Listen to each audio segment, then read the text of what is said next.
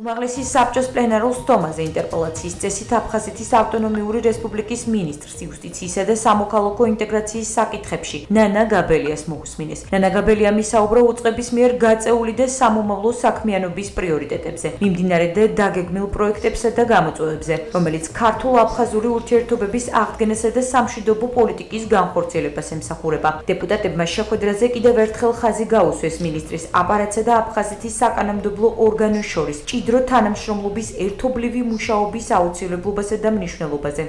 იყო ძალიან საინტერესო შეკითხვა დასმული თუ რა მუშაობა მიმდინარეობს ოკუპირებულ ტერიტორიაზე მცხოვრებ ახალგაზრდებთან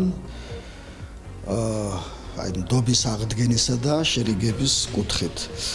მე არ მინდა დეტალებზე ვისაუბრო, მაგრამ ქალბატონმა ნანამ წარმოადგინა ერთგვარი ანგარიში გაწეული მუშაობის შესახებ აი ამ მიმართულებით და სამომავლო გეგმების შესახებ, რაც ჩემმა კოლეგებმა ერთხმად მოიწონეს. ვფიქრობ, რომ ამომწურავად გავეცით პასუხები, ვისაუბრეთ სამომავლო თანამშრომლობაზე, ქართულ-აფხაზური დიალოგის მიმართულებით და ministris აპარატი ყოველთვის მზად არის, რომ ამ მიმართულებით განახორციელოს პროექტები, სწორედ უმაღლესი საბჭოს ჩართულობით, ჩვენი საზოგადოების ჩართულობით, სამთავრობო და არასამთავრობო ორგანიზაციების ხელშეწყობით.